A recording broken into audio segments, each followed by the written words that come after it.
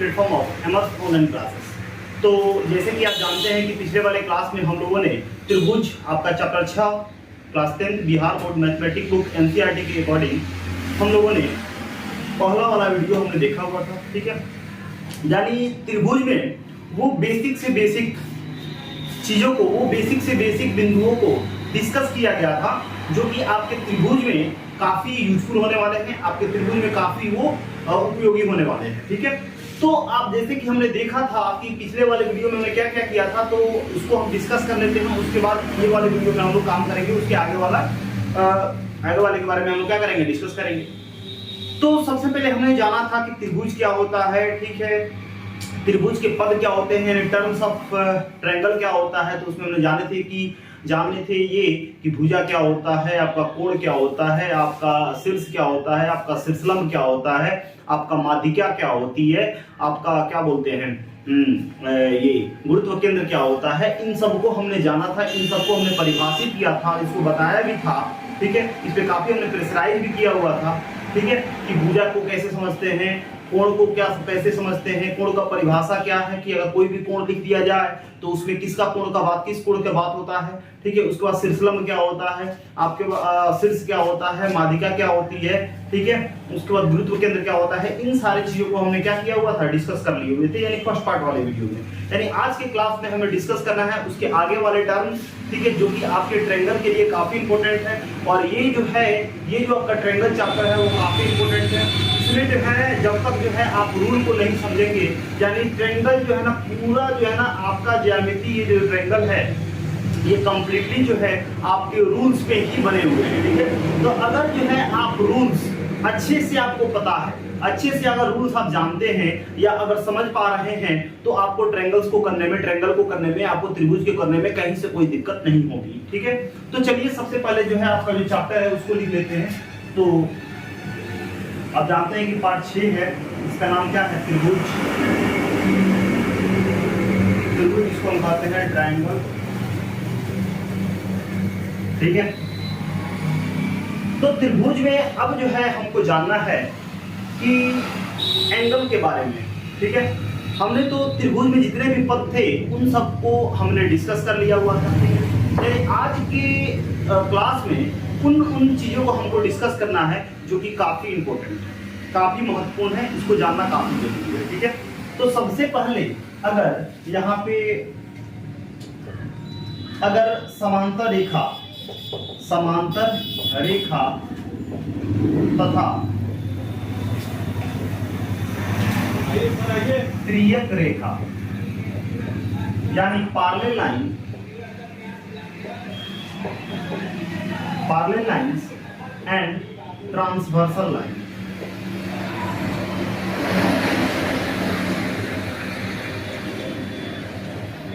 Transversal line, ये क्या है, समांतर रेखा या तिर्यक रेखा क्या है। मतलब यहाँ पे पैरेलल लाइंस का मतलब ये है कि आपको अगर दो रेखा यहाँ पे खींच दिया जाए, दो रेखा यहाँ पे दे दिया जाए, और दो रेखा हमने ऐसे खींचा और इसका हमने नाम दे दिया क्या, L और M दे दिया, ठीक है। ये दो L M क्या है, दो समांतर रेखा है। अब इन दोनों समांतर रेखा को एक तीसरी रेखा क्या कर रही है, काट रही है। तो इस तीसरी रेखा को हम क्या कहते हैं, तिर्यक रेखा कहते हैं। क्या कहते हैं, तिर्यक रेखा कहते हैं, यानी ट्रांसवर्सल लाइन कहते हैं। यानी दो समांतर रेखाओं को जब एक तीसरी रेखा, जिसको हम तिर्यक रेखा कहते हैं, जब काटती है तो यहाँ पे 8 एंगल बनते हैं। कितने एंगल बनते हैं, कितने कोण बनते हैं, तो आपके 8 कोण बनते हैं, 8 कोण यहाँ पे बनते हैं। और इस 8 कोण में कौन कौन सा कोण बनता है, तो इन 8 कोण में सबसे आपका जो फर्स्ट में है वो बनता है क्या, आपका संगत कोण। संगत कोण बनता है। और क्या बनता है, आपके सम्मुख कोण बनते हैं। सम्मुख, इसको शीर्षाभिमुख कोण भी कहते हैं। क्या कहते हैं, शीर्षाभिमुख कोण भी कहते हैं, शीर्षाभिमुख कोण कहते हैं, या सम्मुख कोण भी कहते हैं शॉर्ट में। उसके बाद क्या होता है, अंतः एकांतर कोण होता है। अंतः एकांतर कोण होता है, अंतः एकांतर कोण होता है। उसके बाद क्या होता है, बाह्य एकांतर कोण, बाह्य एकांतर कोण होता है। और अगला क्या होता है, तो आपका सह अंतर कोण होता है, सह अंतर कोण होता है, ठीक है। यानी समांतर रेखा और तिर्यक रेखा के बीच में 8 कोण तो बनते हैं, और उस 8 कोण में जो है ना आपके 5 प्रकार के क्या होते हैं, 5 प्रकार के आपके यहाँ पे रेखाएं या 5 प्रकार के आपके यहाँ पे कोण बनते हैं। क्या बनते हैं, 5 प्रकार के आपके यहाँ पे कोण बनते हुए नजर आते हैं, ठीक है। तो सबसे पहली बात ये है कि इन कोणों को हम कैसे समझेंगे, ठीक है। तो ये क्या होते हैं, जैसे संगत कोण की अगर बात करें तो इनमें से संगत कोण होगा कौन। अगर बात करें सम्मुख या शीर्षाभिमुख विमुख कोण का, तो इनमें से शीर्षाभिमुख कोण कौन होगा। अगर बात करें अंतः एकांतर कोण का, तो इनमें से अंतः एकांतर कोण क्या होगा। बात करें अगर बाह्य एकांतर कोण का, तो इनमें से बाह्य एकांतर कोण क्या होता है। अगर बात करें सह अंतर कोण का, तो सह अंतर कोण इसमें, सह अंतर कोण इसमें कौन होते हैं, ठीक है। तो यही 5 ऐसे कोण है जिसको जो है ना बच्चों को जो है ना इसको समझ में नहीं आता है। क्लास 9 में भी आप 6 चैप्टर में यानी रेखाएं और कोण में इनके बारे में आप डिस्कस किए हुए हैं, या पढ़े हुए होंगे या नहीं पढ़े हुए होंगे। तो यहाँ पे जो है ना आप देख सकते हैं, यहाँ पे अगर आप इन सारे कोणों को अगर समझ पा रहे हैं या समझ लेते हैं, तो आपको त्रिभुज में जो है ना मैक्सिमम यानी जितने भी समस्याएं हैं उनमें से समझिए कि 50% समस्याएं जो है ना खत्म हो जाएगी, अगर इन 5 को अगर आप देख पाते हैं, कि देख लेते हैं, तो अगर समझ पाते हैं तो इसीलिए जो है ना ये जो आपका समांतर रेखा तथा तिर्यक रेखा के बीच में जो 5 तरह के कोण बनते हैं, अगर इसको बढ़िया से आप समझ लेते हैं तो आपको यहाँ पे जो है ना कहीं से कोई दिक्कत नहीं होगा, ठीक है। तो अब यहाँ पे बारी बारी से जो है ना हम क्या करेंगे, इनको जानेंगे। इन 8 कोण में से संगत कोण कौन होते हैं, सम्मुख कोण कौन होते हैं, जिसको हम शीर्षाभिमुख कोण कहते हैं, अंतः एकांतर कोण कौन होंगे, बाह्य एकांतर कोण कौन होंगे, सह अंतर कोण कौन होंगे, ठीक है। तो अगर इतना बात अगर समझ लेते हैं तो समझिए कि त्रिभुज में मैक्सिमम आपने कॉन्सेप्ट को देख लिया, मैक्सिमम चीजों को आपने देख लिया, और यहाँ पे आप आराम से ट्रायंगल को कर सकते हैं, ठीक है। तो अगर ये सारी बातें आपको समझ में आ रही हैं, अगर बढ़िया से आप समझ पा रहे हैं, अगर मैथमेटिक्स आपको आसान लग रहा है, तो अगर आप ये वीडियो अगर आपको अच्छा लगा तो हमारे चैनल को सब्सक्राइब कीजिए, लाइक कीजिए, और अपने फ्रेंड सर्कल में भी शेयर कीजिए, ताकि वो बच्चे भी जिनको मैथमेटिक्स में काफी प्रॉब्लम होता है वो भी काफी आसानी से जो है ना मैथमेटिक्स को कर ले, और कहीं से कोई दिक्कत नहीं हो, और आप अपने बोर्ड एग्जाम में यानी आप अपने बोर्ड एग्जाम में जो है ना अच्छा मार्क्स, अच्छा नंबर जो है ना स्कोर कर पाए, ठीक है। तो अब चलिए हम देखते हैं, क्या आपका सबसे पहले देखते हैं संगत कोण। क्या देखते हैं, आपका पहला क्या है, आपका संगत कोण है। संगत कोण जिसको कहते हैं तो क्या, कॉरस्पॉन्डिंग एंगल, क्या कहते हैं,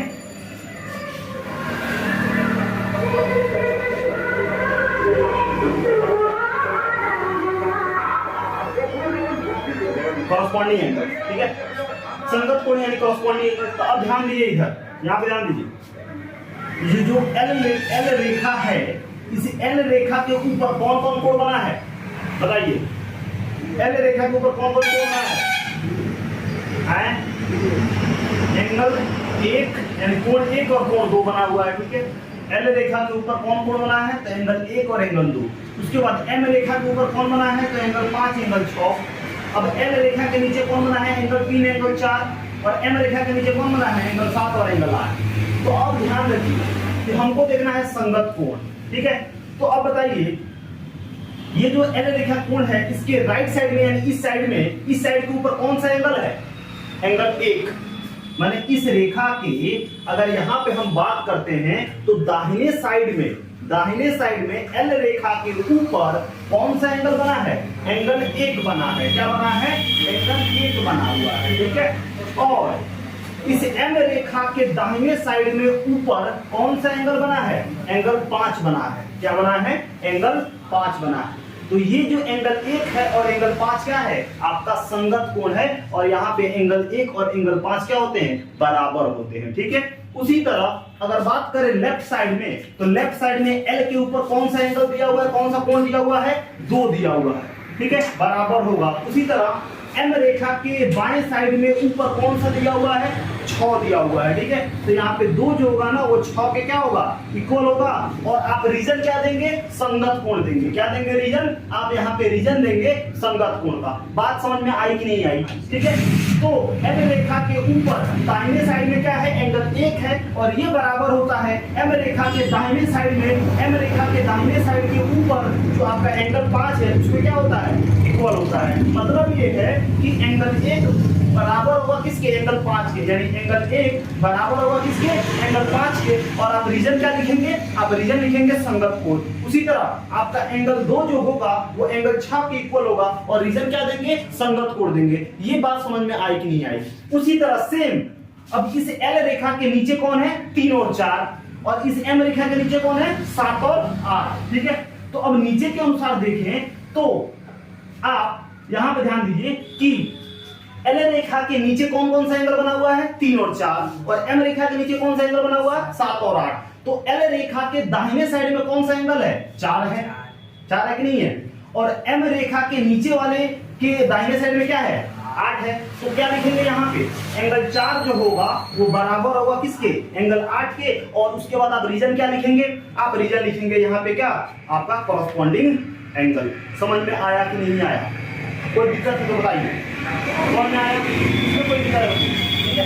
उसी तरह आपका जो यहाँ पे एंगल 3 है वो किसके इक्वल होगा, एंगल 7 के। क्या लिखेंगे, एंगल 3 जो होगा वो इक्वल होगा किसके, एंगल 7 के। और आप रीजन क्या दीजिएगा यहाँ पे, आप रीजन देंगे यहाँ पे क्या, संगत कोण। क्या देंगे, संगत कोण देंगे। तो बताइए इसमें से कहीं से कोई दिक्कत है तो बोलिए, समझ में आया कि नहीं आया, बोलिए, ठीक है। तो ये हो गए क्या, आपके संगत कोण हो गए, ठीक है। तो संगत कोण का मतलब क्या है कि एक जो होगा वो 5 के बराबर होगा, और रीजन क्या, संगत कोण 2 जो होगा वो 6 के बराबर होगा, यानी ऊपर वाले की एक ही साइड में जो है उसके इक्वल, ठीक है।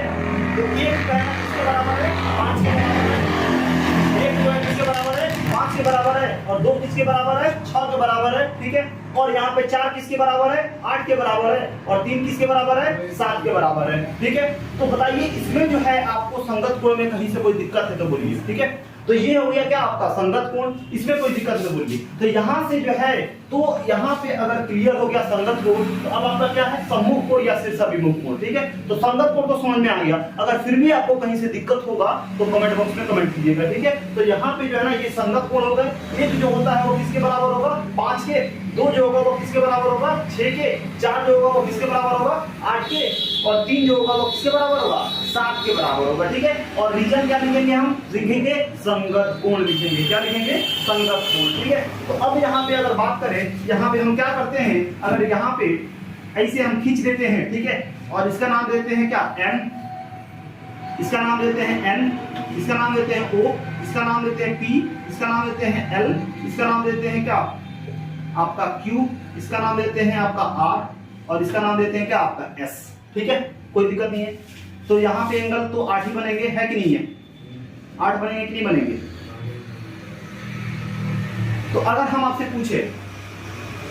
पूछे कि ये आप जानते हैं ये एंगल किसके इक्वल होगा, इस एंगल के इक्वल होगा। अगर यहाँ पे बोला जाए 1 हो गया, या आपका 2 हो गया, या आपका 3 हो गया, या आपका क्या बोलते हैं 1 2 आपका 3, और ये 4 आपका 5, ये आपका 6, ठीक है, आपका ये 7 और आपका ये 8, ठीक है। तो अब बताइए यहाँ पे कौन सा एंगल किसके इक्वल होगा, एक 5 के, एक किसके 5 के, यानी MPQ। क्या लिखेंगे, एंगल MPQ जो होगा वो इक्वल किसके होगा, आपके POR के, किसके इक्वल होगा, POR के। और रीजन क्या लिखेंगे आप, संगत कोण। क्या लिखेंगे, संगत कोण। इसमें कोई दिक्कत है तो बताइए, ठीक है। अब यहाँ पे कह रहा है क्या कि ये तो ठीक है, 1 5 के इक्वल हो गया।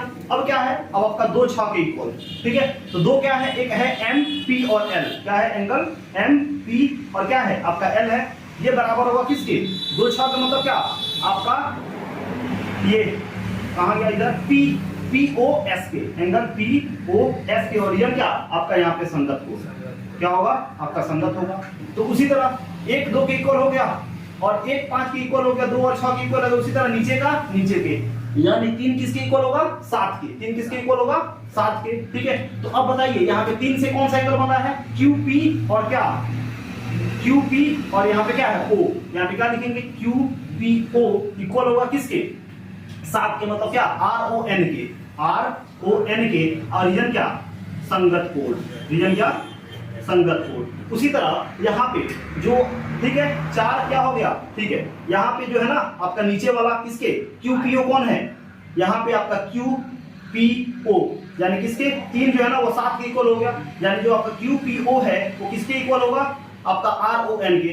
3 7 के इक्वल हो गया, उसी तरह क्या होगा 4 8 के इक्वल होगा। तो 4 क्या है आपका LP और O क्या लिखेंगे आपका LPO इक्वल होगा किसके, LPO जो होगा वो किसके इक्वल होगा SO 8 के ना SON के, क्या SON के, और रीजन क्या आपका वही संगत कोण, क्या रीजन होगा संगत कोण होगा। और इस तरह से हम समझते हैं क्या कि कैसे होता है। तो ये हो गया क्या आपका संगत कोण। तो अगर ये सारी बातें अगर आपको समझ में आ रही है तो आपको जो है ना, अगर ये सारी बातें अगर समझ में आ जाएंगी तो त्रिभुज में आपको कहीं से कोई दिक्कत नहीं होगा। ठीक है, तो ये हो गया क्या हमारा संगत कोण। तो बताइए संगत कोण में, यानी संगत कोण में मतलब क्या आपका कॉरस्पॉन्डिंग एंगल में आपको कहीं से दिक्कत हो तो बताइए। ठीक है, कॉरस्पॉन्डिंग एंगल समझ में आया कि नहीं है। तो चलिए अब अगले स्लाइड में इसको हम इरेज करते हैं और देखते हैं क्या आपका सम्मुख कोण, कि आपका सम्मुख कोण होता क्या है। ठीक है, क्या होता है सम्मुख कोण, चलिए उसको देखते हैं अगले स्लाइड में।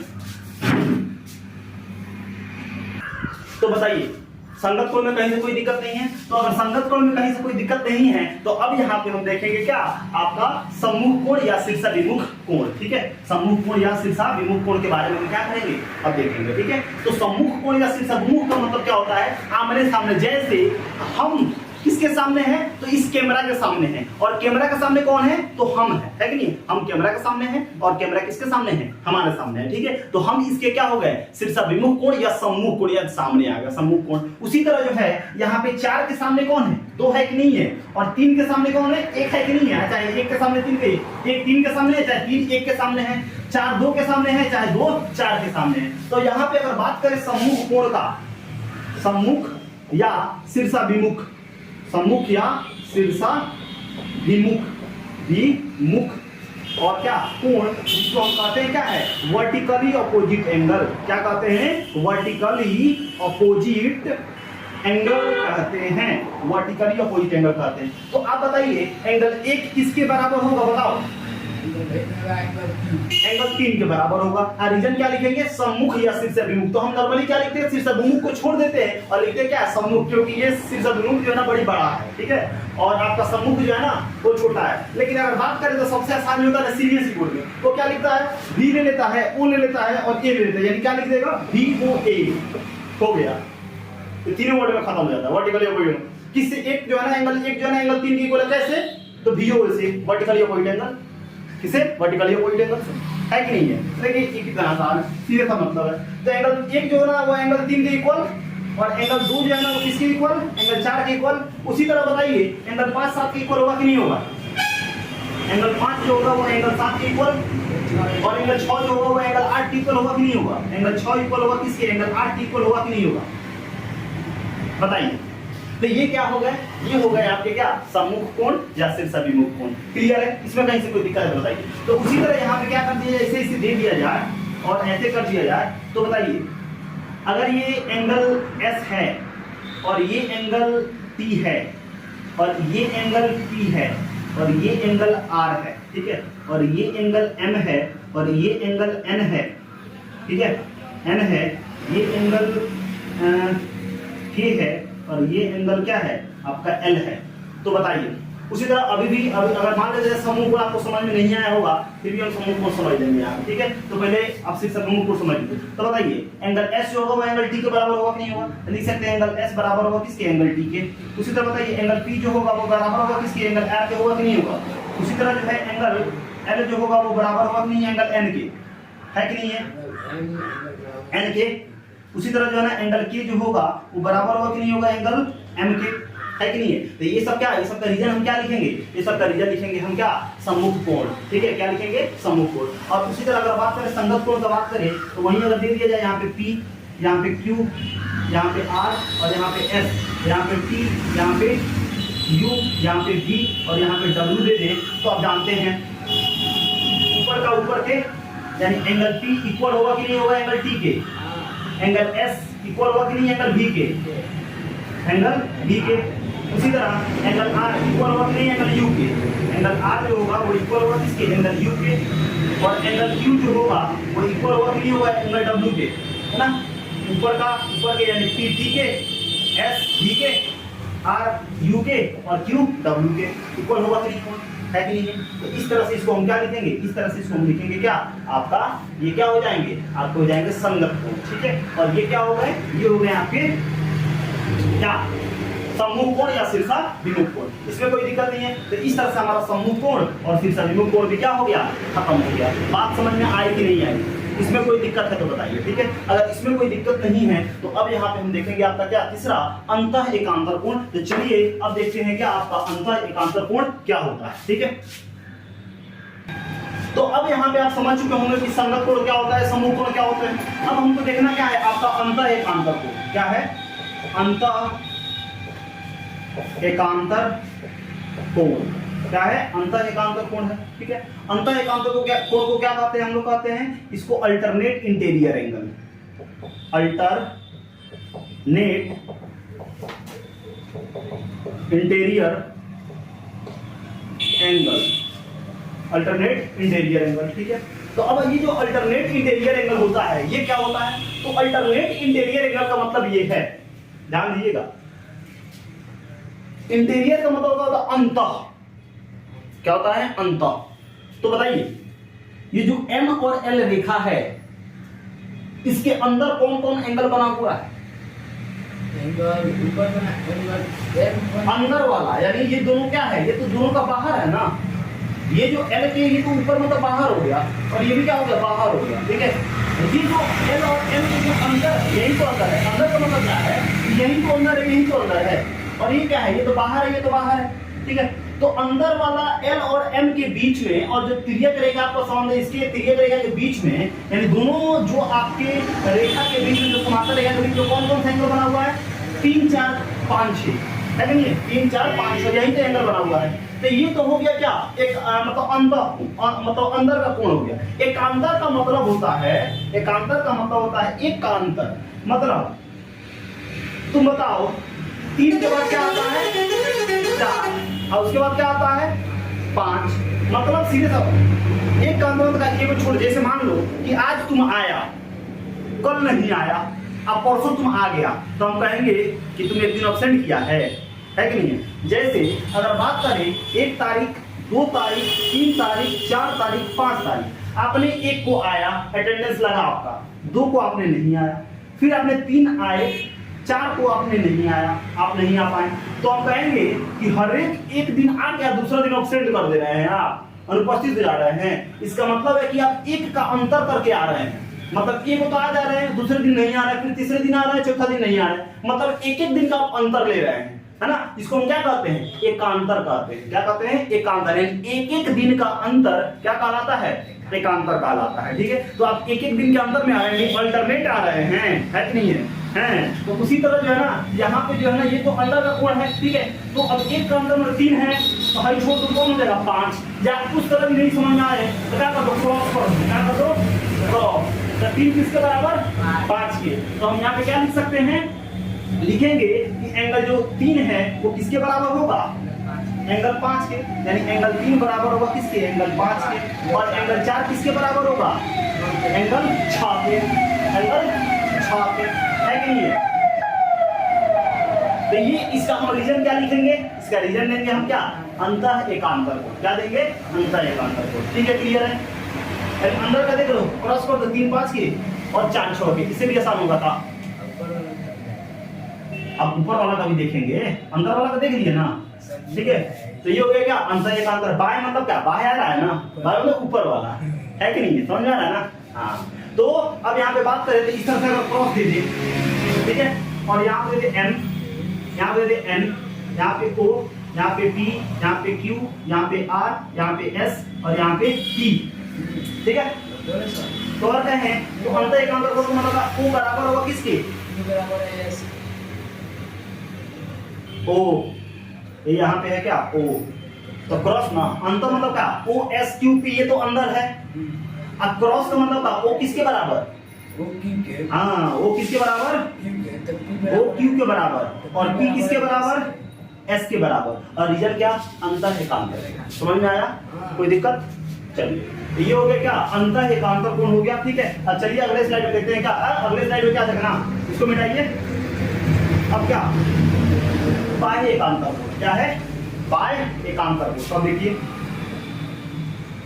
बाह्य एकांतर कोण क्या होता है। ठीक है,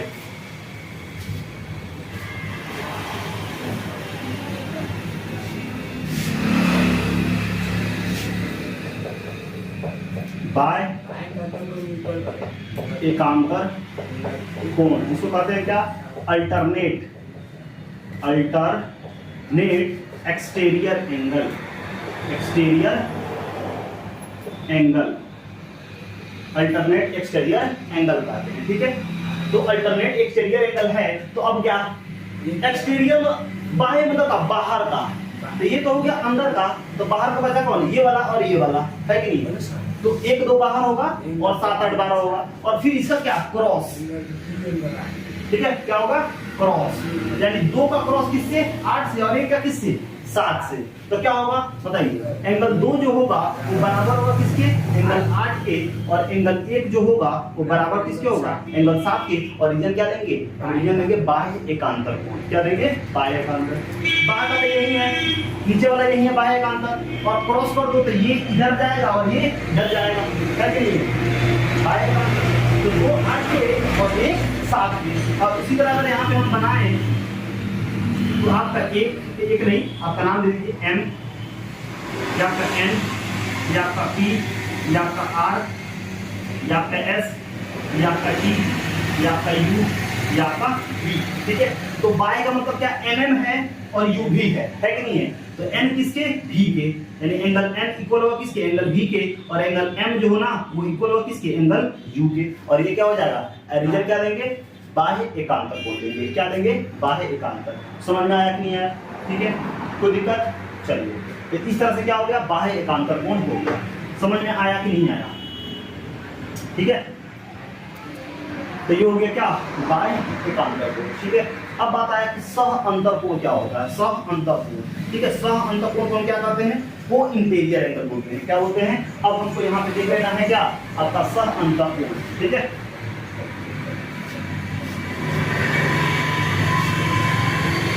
सह अंतर कोण क्या होगा, सह अंतर कोण, इसको क्या कहते हैं, को इंटीरियर एंगल। क्या कहते हैं, को इंटीरियर एंगल। तो मतलब क्या, को इंटीरियर, अंतर का मतलब क्या, एगो सह अंतर कोण होता है, एगो सह बाह्य कोण होता है। ठीक है, यहाँ पे सह बाह्य कोण भी आप लिख सकते हैं, सह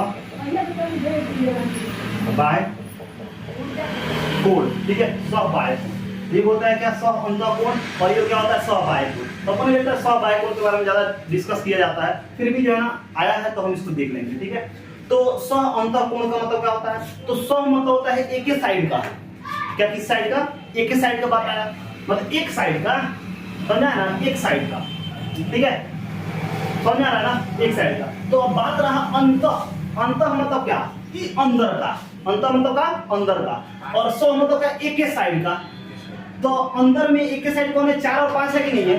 तो यहाँ पे कहता है क्या, एंगल 4 और प्लस एंगल 5 का सम कितना होता है, 180 होता है।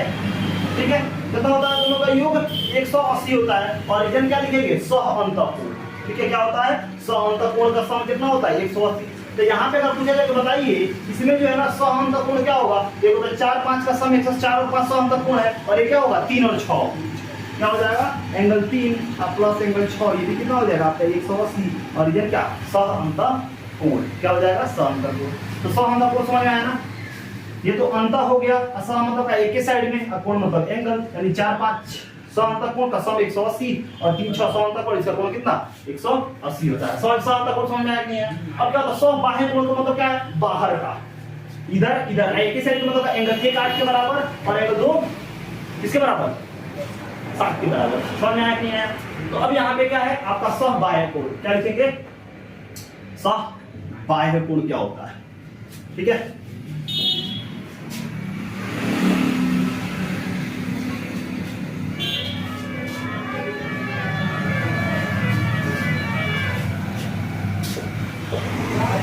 सह बाह्य कोण। ठीक है, जिसको हम क्या कहते हैं, कहते हैं को एक्सटीरियर एंगल, को एक्सटीरियर एंगल। को एक्सटीरियर एंगल क्या होता है। ठीक है, तो अगर को एक्सटीरियर एंगल की बात करें तो वो एक्सटीरियर मतलब का बाय मतलब का बाहर वाला, और सा मतलब का इंटीरियर का, यानी 1 8 के बराबर होगा, यानी एंगल 1 प्लस एंगल 8 बराबर कितना 180 होगा। और इसी तरह एंगल 2 प्लस एंगल 7 बराबर कितना 180 हो जाएगा। और क्या है ये दोनों जो है ना सब आए कोण हो गया, ठीक है। तो इस तरह से बताइए 2 4 यानी हमारा सब संगत कोण हुआ, सम्मुख कोण हुआ, अंत एकांतर कोण, बाह्य एकांतर कोण, सह अंतर कोण, सह बाह्य कोण, ठीक है।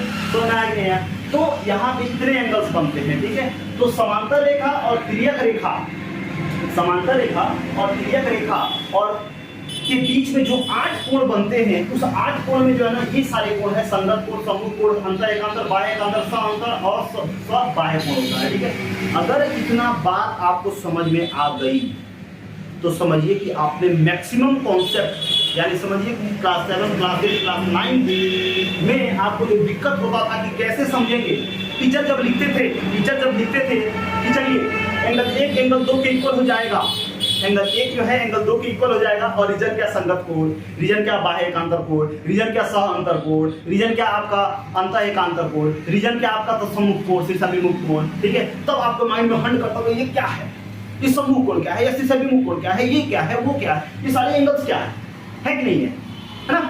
तो उस समय ये कहां से आ गया, ठीक है। तो ये आया नहीं है, ये आपके बुक में ही है, आपके बुक में ही है, जो कि शायद आपके टीचर के थ्रू नहीं बताया गया है कि नहीं, ठीक है। तो इस तरह से जो है हमारा समांतर रेखा और तिर्यक रेखा में इतने सारे एंगल्स बनते हैं, इतने सारे एंगल्स बनते हैं, और इतने सारे एंगल्स को हमने डिस्कस कर लिया, ठीक है। तो अब यहाँ पे बात आता है क्या, कुछ और यहाँ पे बात है जिसको आपको क्या कहते हैं, रैखिक युग्म। क्या कहते हैं, रैखिक युग्म और जो है बहिष्कोण। तो रैखिक युग्म और बहिष्कोण को हम देख लेंगे, ठीक है। इस वीडियो में हम इन ये जो 2 पार्ट वाला वीडियो है ये काफी इंपॉर्टेंट होने वाला है, क्योंकि आप इस वीडियो को जरूर देखिएगा, ठीक है। क्योंकि अगर इसको आप नहीं देखेंगे तो आगे चल के जो है ना, अगर कहीं बात आए कि ये जो एंगल 1 है एंगल 2 के इक्वल है, किससे संगत कोण, यानी आपका क्या कॉरस्पॉन्डिंग एंगल से इक्वल हो जाएगा, ठीक है। लेकिन कैसे ये अगर नहीं समझ में आएगा तो आपको दिक्कत हो जाएगी। उस समय अगर हम लिखेंगे कि चलिए ये एंगल 1 जो है ना एंगल 2 के इक्वल हो गया, और रीजन का संगत को जैसे ही हम डालेंगे आपके माइंड में आएगा ये क्वेश्चन मार्क, ये सर कहाँ से संगत कोण बता दिए, या इन्होंने यहाँ से संगत कोण कैसे बता दिया, ठीक है। तो इसलिए ये बात को ध्यान रखिएगा। चलिए अब अगले स्लाइड में देखते हैं रैखिक युग्म और आपका क्या एक्सटीरियर मतलब क्या आपका बहिष्कोण नियम, ठीक है। अब जो है ना अगला टॉपिक जो है ना आपका क्या है, रैखिक युग्म। क्या है, रैखिक युग्म। इसको हम क्या कहते हैं, लीनियर पेयर।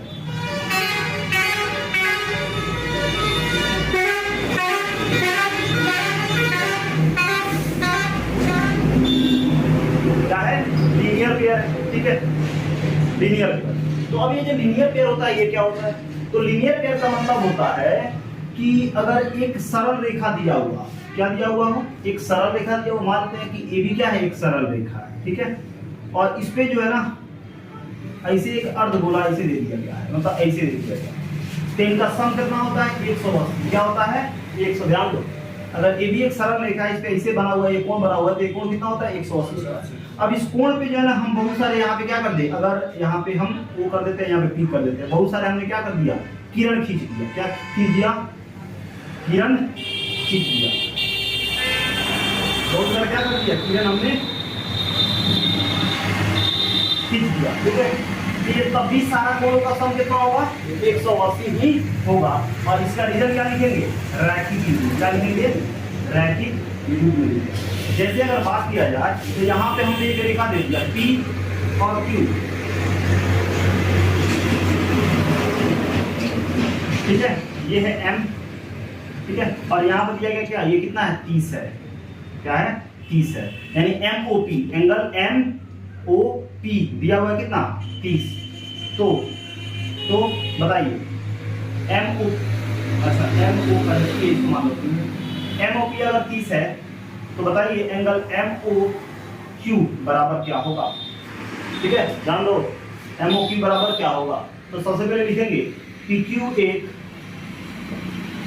हल में हम लिखेंगे PQ एक सरल रेखा है, सरल रेखा है। तो अगर PQ एक सरल रेखा है तो हम कह सकते हैं कि ये पूरा एंगल कितना होगा 180 होगा कि नहीं होगा। तो हम कह सकते हैं कि इन दोनों का सम, यानी इसलिए angle MOP plus angle MOQ बराबर कितना 180।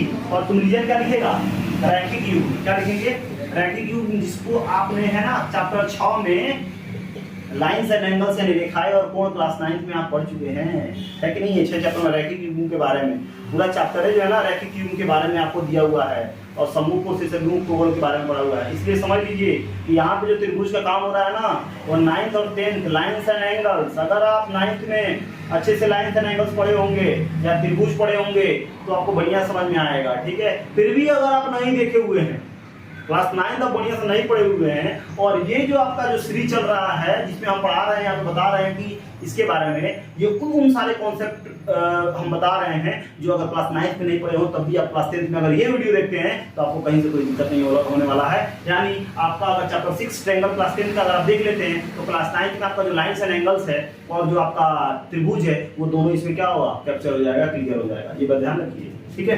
तो यहाँ पे MOP कितना है, तो MOP दिया हुआ कितना 30 और MOQ कितना दिया हुआ है तो नहीं पता है, बराबर कितना 180। अब ये क्या है, ये आपका 30 है ना, ये 30 है, तो एंगल MOQ वैसे ही ठीक है क्योंकि हमको निकालना है, 180 भी वैसे ही ठीक है, और ये प्लस में इधर है तो माइनस में 30 हो जाएगा। तो बताइए एंगल MOQ कितना हो गया, 130 में से 180 में से 130 180 में से 30 घटाएं तो कितना होगा, 150 डिग्री होगा कि नहीं होगा। तो इस तरह से क्या हो गया, ये हो गया आपका 150 डिग्री, ठीक है। कितना बात समझ में आया नहीं है, इसमें कोई दिक्कत है तो बताइए, ठीक है। तो ये होता है क्या, रैखिक युग्म, ठीक है। अब यहाँ पे जो है ना अगले स्लाइड में हम देखते हैं क्या आपका बहिष्कोण नियम क्या होता है, ठीक है। तो बहिष्कोण नियम देख लेंगे, हमारा आज का ये जो इतना टॉपिक हमको डिस्कस करना था सेकंड पार्ट, ठीक है। चलिए देखते हैं।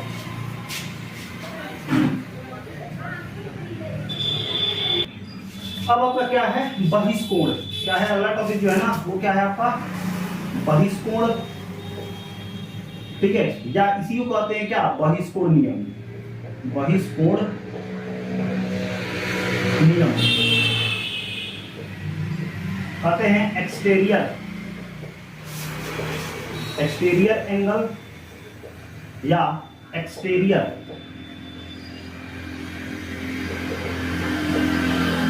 Angle property.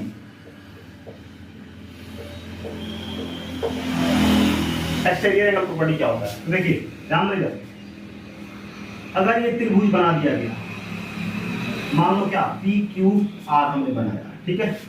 अब इस PQ रेखा को हमने ऐसे खींचा कि ये इसको M तक खींचा, तो M तक खींचेंगे तो आप जानते हैं त्रिभुज के 3 कोण तो होते हैं, एक R हो जाएगा, एक P हो जाएगा और एक Q हो जाएगा, है कि नहीं है, ठीक है।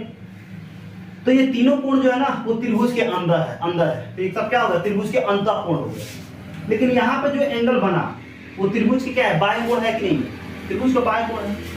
यानी ये जो बाएं कोण होता है जिसको हम क्या कहते हैं, बहिष्कोण कहते हैं, यानी बाहर का कोण को क्या कहते हैं, बाएं कोण या बहिष्कोण कहते हैं। तो यहाँ पे इस त्रिभुज के लिए ये एंगल क्या हो गया, बाएं कोण हो गया कि नहीं हो गया, यानी बहिष्कोण हो गया, बाहर का कोण हो गया। तो ये त्रिभुज को, इस ट्रायंगल के लिए ये त्रिभुज क्या है, कौन सा त्रिभुज है, RQM है कि नहीं है। RQM जो है ना इस PQR त्रिभुज के लिए क्या हो गया, बहिष्कोण हो गया। तो यहाँ पे बहिष्कोण नियम कहता है कि एंगल RPM जो है ना, एंगल RPM जो है ना त्रिभुज के अंदर के जो अगला साइड है, यानी जो सम्मुख जो भुजा है, सम्मुख भुजा से सटा हुआ एंगल कौन है, एंगल R है और एंगल P है। एंगल R है और एंगल P है कि क्या होता है, दोनों के योग के इक्वल होता है, R और एंगल P के योग के इक्वल होता है। और यही क्या है, यही है और रीजन क्या, यहाँ पे हम रीजन लिख देंगे क्या, बहिष्कोण नियम। क्या लिख देंगे, बहिष्कोण नियम, ठीक है। मतलब क्या है, मतलब ये है कि अगर एक त्रिभुज दे दिया जाए, मान लो क्या ABC एक त्रिभुज है और BC को ऐसे बनाया गया कि ये P तक गया, तो ये एंगल C बना, ये एंगल B बना और ये एंगल A बना, ठीक है। और ये क्या हुआ, त्रिभुज के अंतः कोण हो गया। अब त्रिभुज के बाहर कौन कोण है, ये कोण है, इसका नाम क्या है, ACP।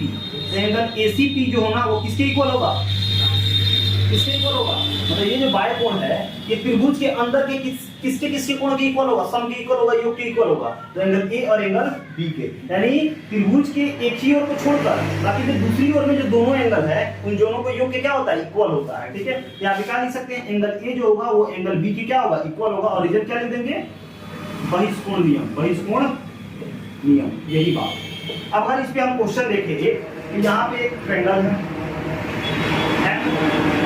ये क्या है अब ये बोला हुआ कितना 40, ये बोला हुआ 60, ठीक है, और ये है 80, क्या है 80 है। तो बताइए ये कोण कितना होगा, ये कोण कितना होगा। तो सीधे से मतलब ये बहिष्कोण है। तो हम जानते हैं बहिष्कोण जो है ना वो क्या है MPQ है ना, MPQ है। तो MPQ किसके इक्वल होगा, MN के इक्वल होगा कि नहीं होगा। तो एंगल M अब प्लस एंगल N के इक्वल होगा। एंगल M कितना है 40 है, अब प्लस एंगल N कितना है 60 है। तो MPQ कितना हो जाएगा, तो MPQ बराबर हो जाएगा कितना 100, यानी बहिष्कोण कितना हो गया 100 हो गया। समझ में आया कि नहीं आया, इसमें कोई दिक्कत नहीं है। उसी तरह आपको यहाँ पे दे दे एक, यहाँ पे त्रिभुज है, ठीक है, यही बात है। ये M है, ये N है, और ये कितना है आपका P है, और इसको आगे तक बढ़ाया गया Q तक, और ये दे दिया है कितना 60 डिग्री है, और ये यहाँ पे दे दिया है कितना, ये है 80 डिग्री, और ये तो आपको पता है कितना है 100 डिग्री है कि नहीं है। तो बताइए ये एंगल M क्या होगा, एंगल M बराबर वाट। तो आप जानते हैं कि एंगल MPQ जो होगा वो इक्वल होगा angle M plus angle N के। MPQ कितना है 100 है कि नहीं है, 100 हो जाएगा। अब बराबर एंगल M कितना है, एंगल M तो हमको पता नहीं है, एंगल M लिखिए, अब प्लस एंगल N पता है कितना है 60 है। अब 100 वैसे ही ठीक है, कहीं 60 का है प्लस में ले जाएगा तो माइनस में 60 बराबर कितना एंगल M होगा कि नहीं होगा। तो बताओ 40 होगा कि नहीं होगा एंगल M 40, ठीक है। तो देखो पहले ही एंगल M 40 है कि नहीं है, समझ आ रहा है कि नहीं आ रहा। तो ये होता है बहिष्कोण, समझ में आया। तो यहाँ तक हो गया कि आपका बहिष्कोण नियम हो गया, और यहाँ से आपका जो है ना मैक्सिमम कॉन्सेप्ट क्लियर होता है, खत्म होता है। अब अगले क्लास में हम जानेंगे कि त्रिभुज के प्रकार क्या होते हैं, ठीक है, यानी त्रिभुज के कितने प्रकार होते हैं, यानी अगर कोण के आधार पर देखें तो कितने प्रकार होते हैं, अगर भुजा के आधार पर देखें तो त्रिभुज के कितने भुजा होते हैं, ठीक है। इन सारी चीजों के बारे में जो है ना अगले क्लास में डिस्कस करेंगे, ठीक है। अगर जो है ना यहाँ पे बात समझ में आई, अगर सारा बात जो है ना यहाँ पे जितने भी काम कराए गए हैं अगर सारा क्लियर है तो चैनल को सब्सक्राइब कीजिए, लाइक कीजिए और शेयर कीजिए। और अगर आपको किसी तरह से कोई दिक्कत है तो कमेंट बॉक्स में कमेंट कीजिए, ठीक है। फिर मिलते हैं अगले क्लास में अगले वीडियो के साथ। Thank you.